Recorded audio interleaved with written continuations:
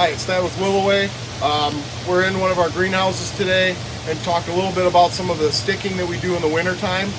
We've kind of expanded over the years. We're doing boxwood, the euonymus that's next to me here, and I'll talk a little bit about that.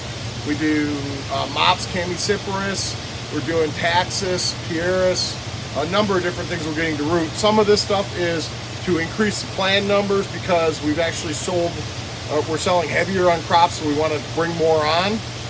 Some of it is it's the right time to do the cuttings.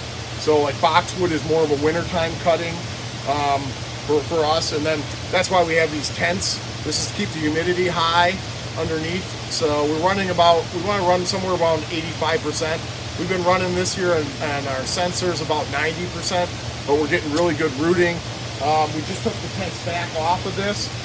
That's because euonymus here is known to get a lot of leaf issues if it's too wet. So this is one like in the nursery where we're producing it.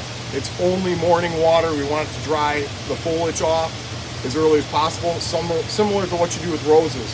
But you can see we took 2 cuttings and then we're starting to get roots out the bottom of the peat pots.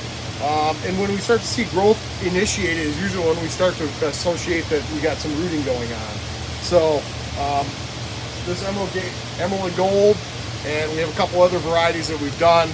We feel pretty good about. We've probably got about somewhere between 70 and 85% rooting on this. So we're just kind of finishing them off here.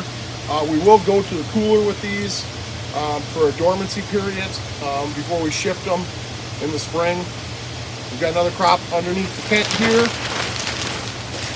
You can see a little bit. We've got boxwood.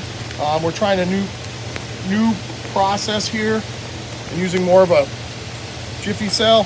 So we've got a number of boxwood in here. Boxwood take a long time to root, so they take a little bit more.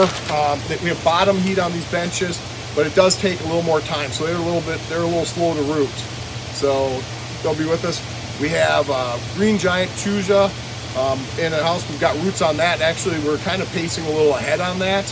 And the mops, we're actually doing pretty good with those as well. We're a little ahead of what we normally would be this year.